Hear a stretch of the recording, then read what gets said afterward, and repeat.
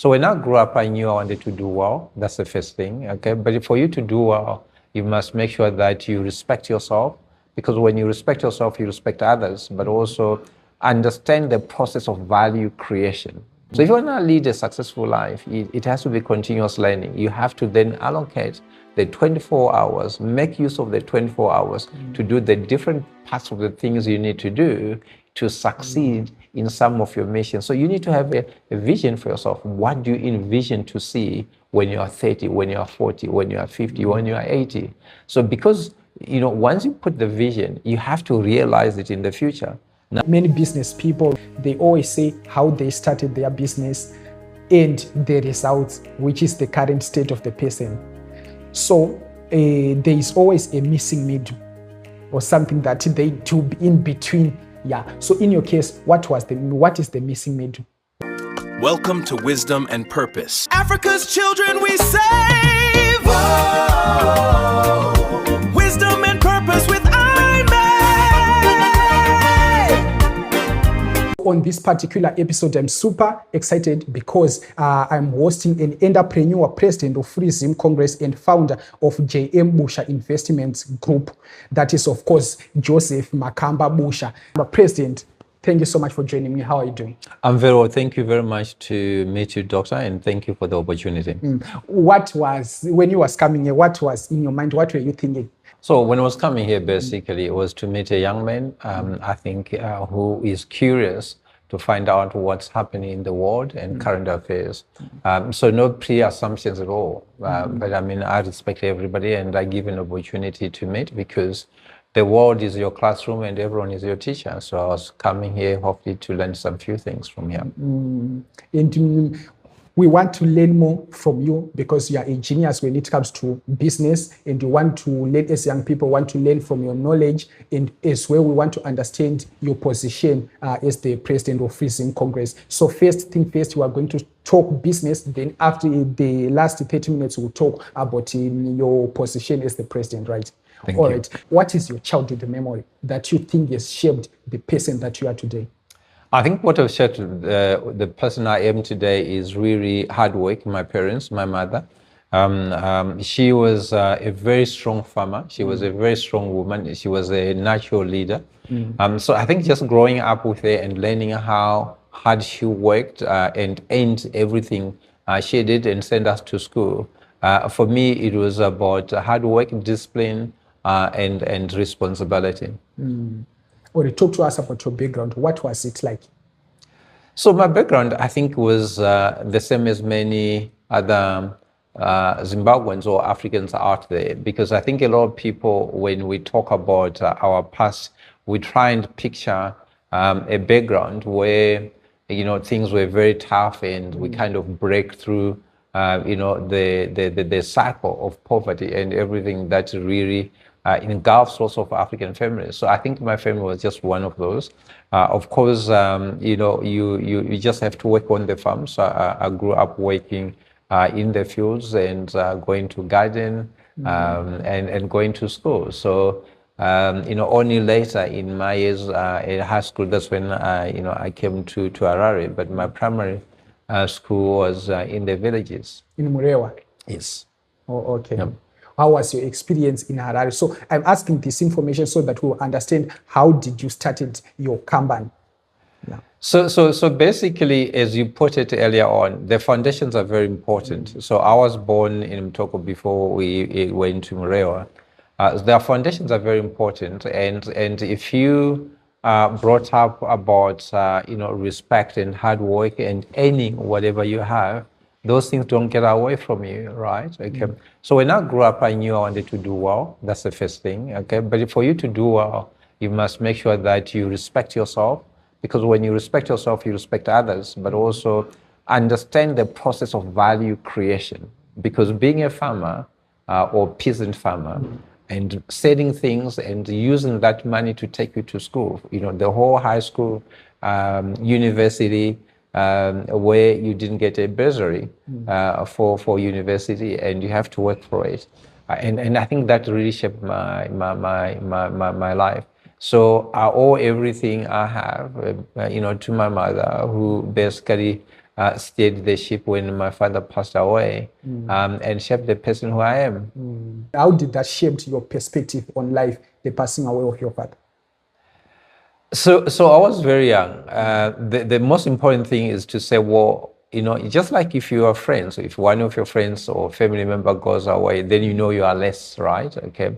But you understand the responsibility of looking after children is between two parents. So when one passes away, it means we've got one parent. It means that you must help them. You must do the right things so that you don't burden your parents. So for me, I always say I don't want to burden my parents, my mother. I want to help her because she's helped me. So help her to help me. Let's talk about your business. How did you start it, JM Busha Investments? So basically, as you said, your past will always shape you, right? Okay, and will follow you as well. Okay, so integrity. So I always wanted to do things over a certain period. So one of the key issues when I started working, I said I'll work for 10 years, then start my own business, then run my business for 10 years, then start, to look after the country, become president of Zimbabwe. So because you want to start your own business, then you have to understand what's required to start a business. It means you need to understand the processes, you need to understand HR matters, you need to understand marketing, but because we are in financial services, it's very much system-based, and you need to make sure that you've got the systems, to do everything in the IT. Because, when you start a business, you don't have the money, to start the business. So lots of the work you have to do it yourself. So I had to learn how to program because all the systems, although I didn't study computer science, but I had to learn how to program in C++ and other languages to be able to develop the system so that the initial capital of starting the business, okay, is not too much, because that becomes a barrier to entry because you don't have the system, you need money for offices to pay people. So you have to jungle and become a jack of all trades. And that whole process shaped me to understand, from engineering to finance to product development, just the whole complete process of understanding the financial services industry. These days, the learning process is very easy because now we have YouTube, we have AI to teach you everything. I believe back then it was very tough. How did you manage to do it, to learn programming on your own, to teach yourself marketing and other stuff?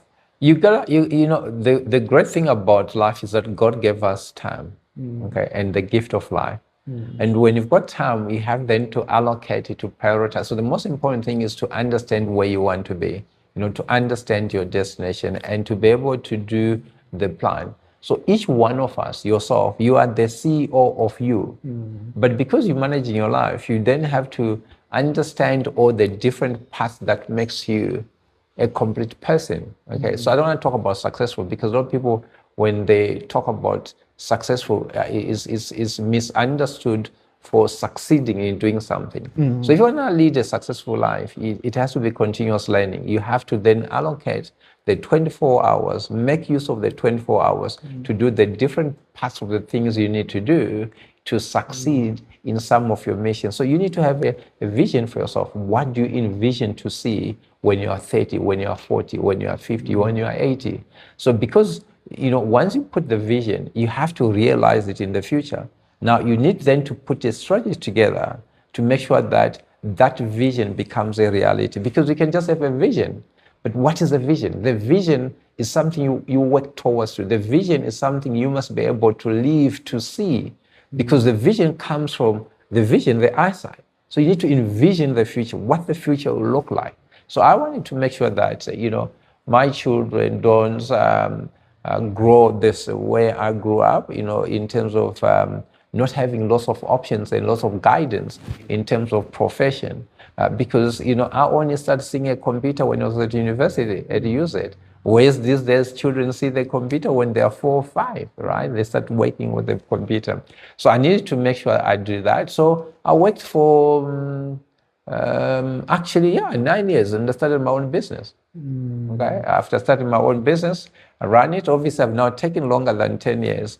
to be able to go into social work, which what you call politics, right? Okay. So I wanted to make sure that, once you succeed in business, once you are able to feed and guide and lead an organization, when you then try and scale that to lead a community, to lead your village, to lead your province, to lead your country, you've got the background and the tools and the experience to be able to do that. Because I think leaders must have a track record that is auditable to be able to deliver a certain result. Because if you have not gone through the process of working or starting a business, you don't appreciate the process of value creation. You don't appreciate money. And that's the reason why Zimbabwe and Africa in general is in a problem, because the people who are leading us don't understand money. They don't appreciate money. Let me cut you there. When you was talking about the vision, something my heart was jumping around. I wanted to understand what you mean by you must have a vision. So my question to you now is, when you was a child or in your early ages, or let me say 20s, have you ever envisioned yourself being the man that you are today? 100%. So I'm grateful to the Lord because I knew what I wanted to achieve, but also I grew up in Rhodesia before it became Zimbabwe. So you need to then know, to say, how did these people get where they are, right? Okay. So when you did geography and history, Christopher Columbus and all these guys, Vasco da Gama, when they were sailing, right? Because they were curious. That's the reason why they came into Africa. When you look about Mosiwa Tunya, Victoria Falls, David Livingstone, they were curious. They had to explore to be able to see what's there in the world. So I've always been wondered, how come, okay, whatever we call white people, but they are Europeans, how come they're more successful? How come they're able to craft things and go to other countries and do better than Africans? Because during those days, when you look at the guys who used to come to farms and tell people what pesticides to put on and what seeds to plant, they used to come with horses, right? The Europeans, we used to call them wajoni. So they would go. So you'd look into that and say, when they come, everybody respects them and stuff like that. So I've always wondered, as Africans, how come? How come? Despite the fact that, the civilization talked about, in history and everybody claiming that civilization started in Africa, how come we're still very poor? How come when you go to England, if you go to China, right, you're going to speak their language, you don't speak Shona, and they're going to employ you. When they come here, we have to respond to their needs. So for me, that inspired me. I'm inspired by people, but certainly that curiosity to say, this is what I want to do. So I knew I wanted to be president. I knew for me to be president, I must be able to look after myself first before I can look after other people. And that means hard work. All right. I've hosted many business people here, and some of them, they tell me that your push factor to be in business determines how long you will be in that business. So I want to understand from you, what were the pulling factors and the pushing factors that landed you in entrepreneurship side? To serve people. Because we live to serve each other, right? Okay. Through serving each other, we serve the Lord. Okay. So we don't live in a vacuum. So the push is, how do I help my mother? How do I help myself when I was able to help myself? Because all of us, we start being looked after by our parents. Around 25 and some other period in our lives, then we can look after ourselves, then we can look after our families. And the natural progression is to help your extended family, then your clan, if you can, then your community. But I'm more driven by the community because everybody is part of my family. Yeah. So we need to make sure that we design solutions that can cater for our people. So there's massive financial inclusion today. It's even worse than it was during colonial era, okay, in terms of financial inclusion, because in the 70s, in the 80s, it was easy to get a job than now. If you had come from the village into Harare in 1975, you would not take more than a month without getting a job. Okay. You would not take a month without getting a job. Because the opportunities that were there, as long as you can demonstrate that you understand, you are keen to work and to contribute to the growth of the company. We are going to talk about unemployment and the other things that are happening in our country. But for now, let's talk about the entrepreneurship. Are they born? Are they trained? So entrepreneurship, just like leadership, there's, so you've got two types of leaders: the natural born leaders and those who want to learn from others. But if you're a natural born leader, you can develop further. It means you are always ahead from a cutting edge perspective and innovation. If you are basically not a natural born leader, you learn from others. You have to keep on learning to be able to do. It's like if you are copying. So imagine you write an exam or you don't want to study, you want to copy the next student. So you have to be looking at what the student is doing for you to be able to copy. That's the reason why also Africa hasn't developed, because we want to copy what the Europeans have done. It doesn't matter whether it's in sports, soccer, we want to play the type of soccer that is played in Europe. That's why we will never win World Cup, because we learning from them. And you want to beat your master. But rather than to say, well, let's do things our own way. What's our way of life? So we have never integrated our way of life into our business, our values, our culture, into how we conduct business. And hence, we don't scale our business to be global businesses. We don't innovate and contribute to the board of knowledge. Well, your company is in countries like Lesotho, Namibia, South Africa, Swaziland, Zambia, and here the motherland, Zimbabwe. How did you manage to penetrate all these countries? So in Zimbabwe, we have scaled down our operations purely because there was massive turbulence. So we had the bond notes, we had different currencies, then we had now we've got the ZIG. So the environment is not conducive, to business planning and focusing and long-term strategy. Okay, but as I said to you, I'm inspired by people. So the whole issue is to say, how do I create financial solutions that can help people become independent? Okay, because that money, cash is king, right? Okay, so you need to have money to send children to school. You need money to go to hospital. You need money to farm. You need money to start a new business, right? Okay. So for me, one of the key drivers is to say, how do I educate people to be able to use money? Because money can be used for wrong things, can be used for good things, just like a knife, just like an axe, just like a car. If you don't drive a car properly and observe the rules of the road and the manual of use of the car, you end up in a car accident and lose life. So if you have a knife, which you supposed to use to cut meat and vegetables, and if you misuse it, it can cut your fingers. Yeah, sure. Well, talk to me about your experience working, running businesses in Africa. Very, very interesting and very, very tough. I must be honest. All different environments.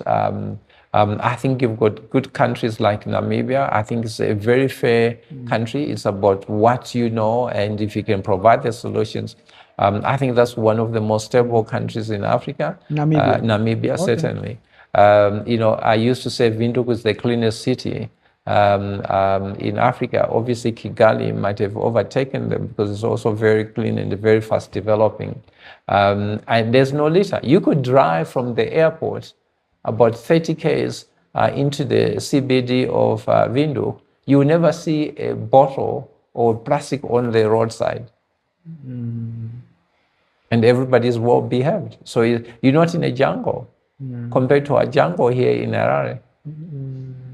How can we make it? All right, I will ask you this question about Zimbabwe. Now let's talk about Namibia. What's so good in Namibia? Well, as I said to you, Namibia is a vast land, right? It's a desert, but as I said to you, the political governance, which basically also drives economic and stability and peace of the country, is stable. So you've had very smooth, successions of different presidents, from the founding president, Sam Nujoma, to the current president, it has been very smooth in terms of development. So I think, investors and people in general, like stability.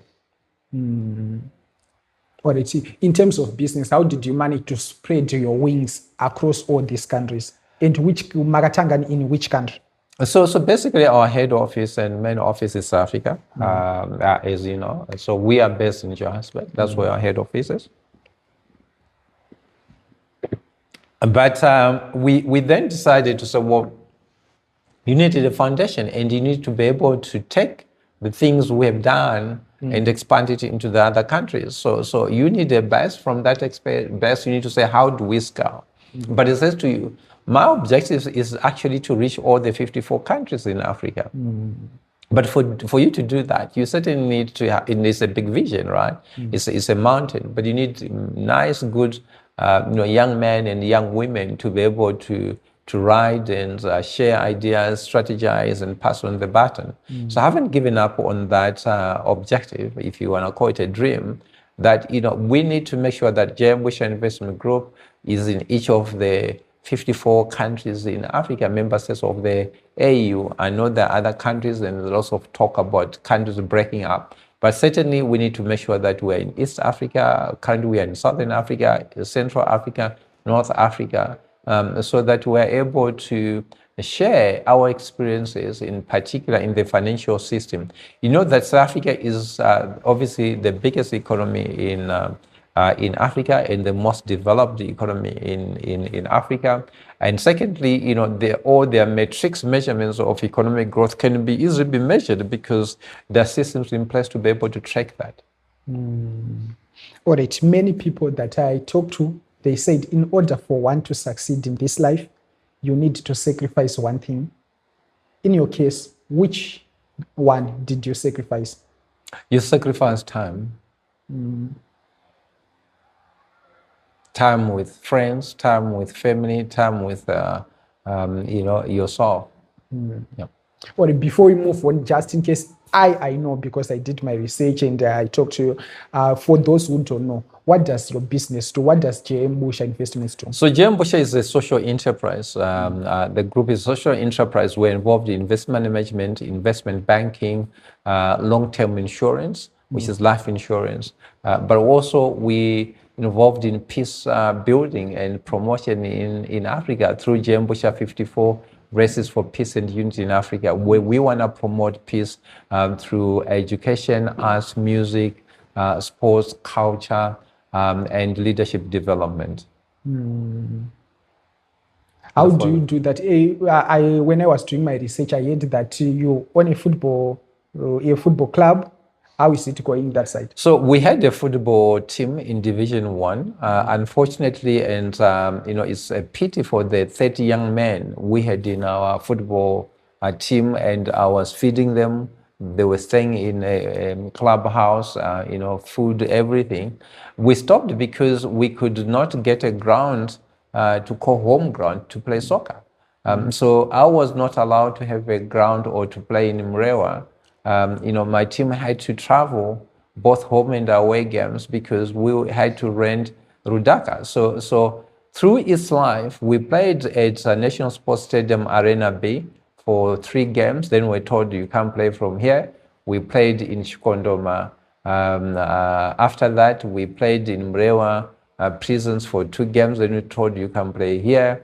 Then we ended up basically playing our games in Rudaka, which is a stadium we have to hire. Zifa could not help us get a football ground, despite the fact that, we're trying to promote sports in Africa, in particular Zimbabwe. We have never won Africa Cup of Nations. We have never gone to the World Cup. And here I was, feeding 30 young men and trying to give them an opportunity so that they can be noticed outside. But the system, the government system of Zimbabwe denied me to have a stadium because when we were trying to do the stadium in Rewa, you'll be told that you are opposing our president, so you can't have a stadium, which is very sad. What does that experience taught you about yourself and other people? So the experience that taught me really is that, it's very difficult when you live in a country where there's no freedom. It's very difficult when people don't think about the other than themselves. Because those people who made it impossible for us to have a stadium, imagine if they had their own son who is playing soccer and their dream is to play for the national team and to go to the World Cup, and then you are denied the opportunity to play. Because if you don't have a stadium, you can't play soccer. You need a ground to be able to exercise. Football is a profession today. It pays lots of money. Not all of us can be accountants or engineers. So here are young men who were denied the opportunity to become the best of what they could be. Purely because the founder is believed to be a president who is challenging a sitting president. But that's democracy. But, it does not mean that one day, what about if I die before I become president? But now they've already denied young people the opportunity to do that. If I build a stadium, I don't take it with. It becomes a national asset because other people will come and use it. The late President Mugabe built Blue Mansion. Who stays there? Nobody uses it. It's just a dilapidated infrastructure that is sitting there. But when you're trying to do something good, unfortunately in Zimbabwe, they want to know who you are, what are your political views, rather than what are your developmental goals. All right. Many people, many business people, many motivational people, motivational speakers, they always say how they started their business and the results, which is the current state of the person. So there is always a missing middle or something that they do in between. Yeah. So in your case, what is the missing middle? Who helped you on that journey between? What did you do? What exactly did you do? Well, as I said, I just followed my vision. So I had a plan. You need to have a plan. If you're going to drive from here to Bulawayo, so you have made a decision that I want to go to Bulawayo. So that's the first thing you need to do. You need to have a goal. You need to have an end, a destination. That's the vision. You envision seeing yourself in Bulawayo because you've made a decision, I want to go to Bulawayo. Then you start planning to say, to go to Bulawayo, what do I need? It's 470 kilometers. Am I going to go by car, by bus, or by plane? So you start thinking about the mode of getting there. Then you start looking at the cost to say, if I go by plane, do I have money to go there? If I go by bus, do I have money? If I go by bicycle, can I get there? But also looking at the time factor to say, what do you need to do there? And when? How soon do you want to do what you want to do? Please, in a nutshell, tell me about your vision. What was it like? Because most of people, we end up changing the plans. So we want to understand. So my vision is to make sure that, I leave a legacy of good leadership, exemplary leadership, where nothing is impossible. You apply your mind, you are willing to do it, you stick to it, you do good, you succeed.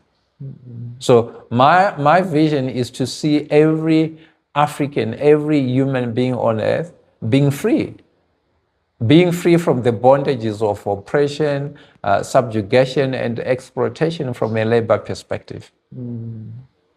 All right. With the high rate of unemployment in our country, what do you recommend young people to do? So there's been a lot of talk about that. No, form your own business, do this and that. You see, the people who are preaching that form your own business, they're actually liars. Because not everybody can be a businessman. Not everybody, or woman, not everybody can be a footballer. Okay? You need to understand that big corporates, if you look at companies like DHL, Amazon, right?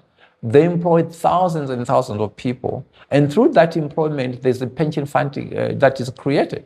So if you look even in America, how many entrepreneurs are there? You can count them.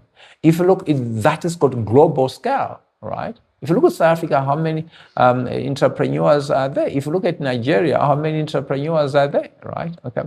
The most important people, why governments and people are saying that, is because they are running away from the responsibility of leading. Because if you are an entrepreneur who only live month on month, you can't create pension for that. It's not sustainable.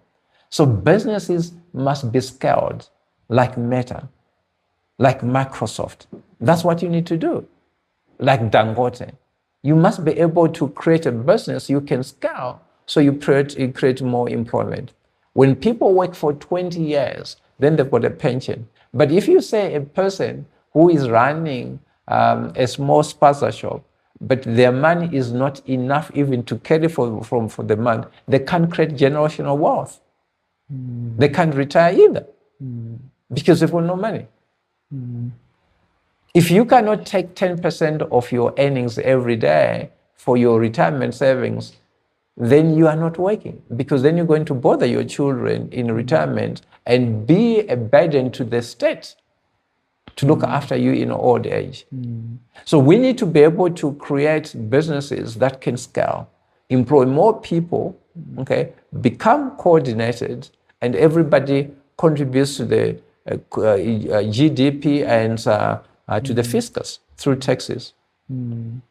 But in one sentence, or as short as you can, talk to me, what are the practical steps that we should take as young people to survive in this economy, to make sure that we secure a brighter future?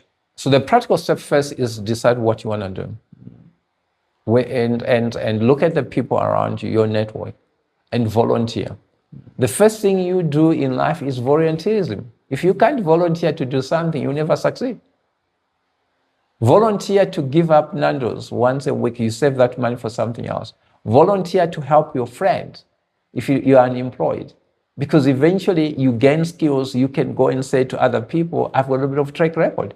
If you are a lawyer and you had other people who were lawyers, or studied law at university, go and help them read through their responses and affidavit. That's how you learn. And eventually your friend can say, well, come and work here and we'll start paying you. If you like teaching, volunteer, go to the next school and just say, listen, I'll do extra lessons for these kids. Eventually the school might even give you a place to do that. If you want to do nursing, volunteer to the school next and do primary health care. So it starts with volunteerism. Once you become a volunteer for yourself, it means you can learn. Volunteer to learn and to do things. That's the first step. That leads me to my next question. What was your first job and how did you get it? I've been very lucky when it comes to jobs, right? Okay, so obviously when I was studying during holidays, I never actually had a holiday where I didn't get a job. Wow. After high school, doing Form 6, I got a job to work for the Ministry of Home Affairs at the passport office. So I was a clerk there. Then, for 3 months, when UZ opened, then I went to UZ. And during holidays, I used to work for Old Mutual. So I worked for Old Mutual, Standard Chartered Bank during my school holidays. So by the time I finished my degree, I just went to work for Standard Corporate Merchant Bank in South Africa. You have many certificates in mathematics, in other fields. Talk to me now. Is education, formal education, really important in this modern era? No. What do you recommend? So education is important because it might give you a foundation. But you can have a certificate, but if you can't use the certificate in real life, then it's as good as useless. So you need to make sure that whatever you study, okay, you can actually help it for the betterment of people or life. So that's what's important. So when we study, we need to be able to say, what are we studying? Why are we studying? Is this our calling? And what are the job opportunities that are available out there?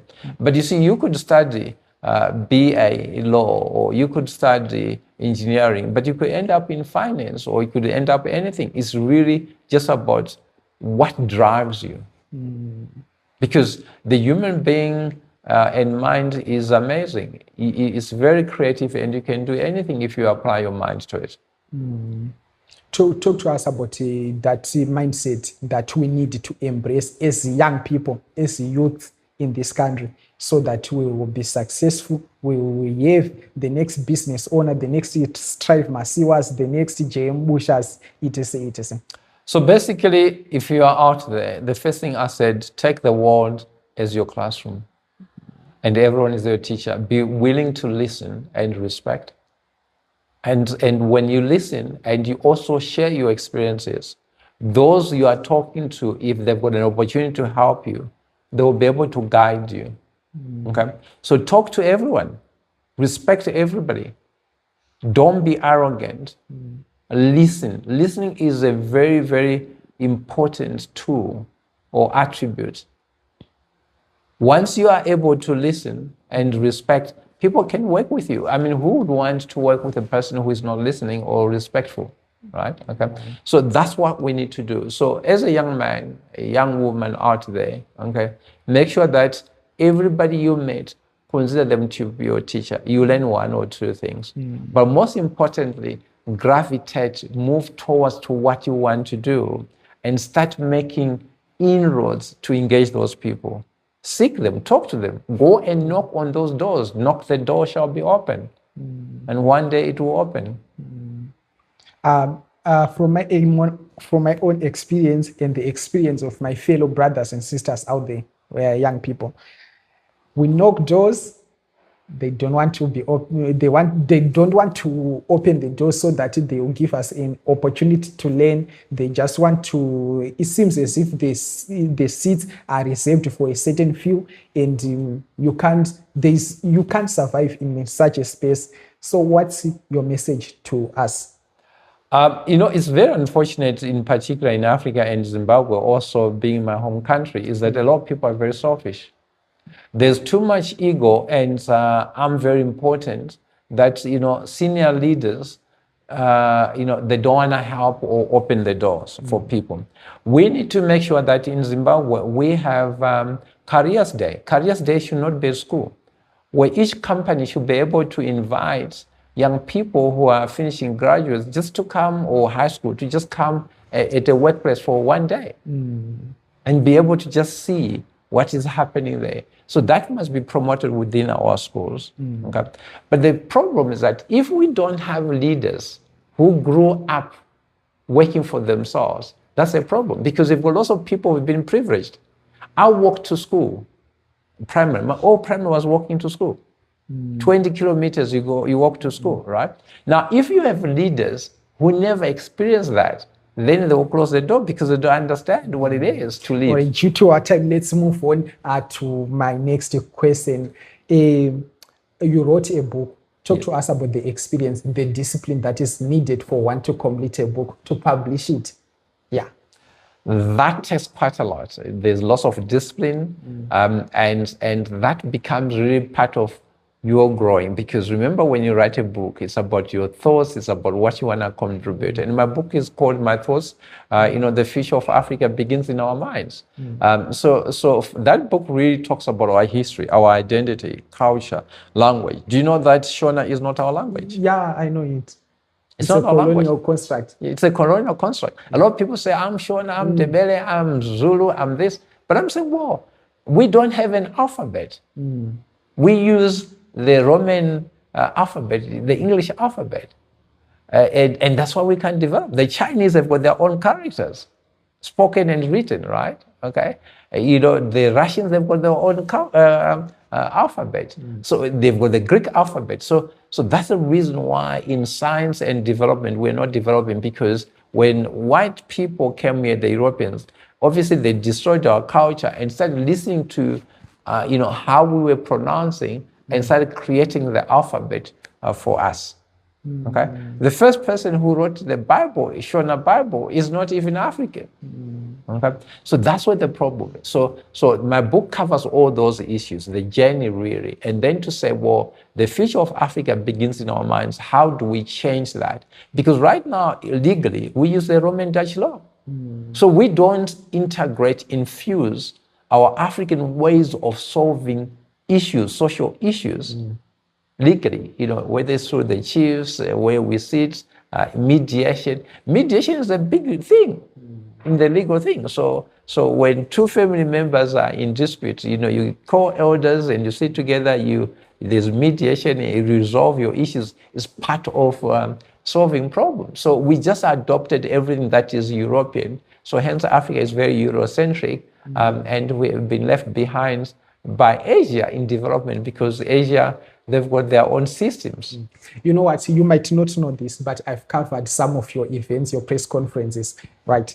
And I've noticed that your part mentions a lot about Jesus, about Christianity, to be specific. Agreed? Yes. Okay. So now you mentioned about colonialism and other stuff. So from the sources that I've been reading, I've been noticing that there are certain verses that were removed in the Bible. There is a lot of information that was twisted. The Bible was tempered around and all those that stuff. So what's your position on that? So certainly the biggest challenge in Africa is that, because this type of religion is not our way of life, it was introduced to us, right? Okay. And hence you've got fanatics in religion. Everybody's going fanatical. I mean, Europe and those who brought this Christianity don't do it the way we do it. So we are using it to enrich ourselves. If you look at all these false prophets and pastors, they're just there to enrich themselves. Nothing else. So they are misusing that Bible, okay, to enrich themselves. So for me, even if I talk about the Bible, I talk sometimes about the good parts, but I don't believe that should anchor me. What anchors me is my humanity. And that's why I'm really pushing that as Africans, we need to find our ways or go back to how our ancestors used to relate to each other. Let's leave technology alone, because sometimes when you talk about the African thing, people then says, no, it's primitive, it's not. No, our culture is not. Where, we say, if you find somebody who's older than you, you must respect them. If you find somebody older than your father, is your father as old as your father. But we don't. So we have taken this whole Eurocentric approach to things, and we're failing basically to live up to those standards, because we have to keep on evolving and changing. And hence you see lots of Zimbabweans in their diaspora, whether in UK or everywhere else, looking for greener pastures and following the colonial masters. What does success mean to you? Success is when you are able to do something repeatedly for a very long time with about 75% pass rate. So when you say this is an A student, it means that student has been passing from primary to university with an A. So when you are successful, it means that you have been able to do something for a very long period, repeatedly, with at least 75% success rate. Okay, due to our time, I want you to read a 1 minute letter that you would write to a 20-year-old Joseph Makamba Busha. So look at this camera and maintain 1 minute, then we'll dive into politics. So you want me to just repeat that? Read a letter that you would write to an 18-year-old, to a 20-year-old Joseph Makamba Busha. Just right, okay. Dear Joseph Makamba Busha, I would want you to listen and to respect everybody you come along, work hard, and earn the respect. There's no shortcuts in life. Thank you so much.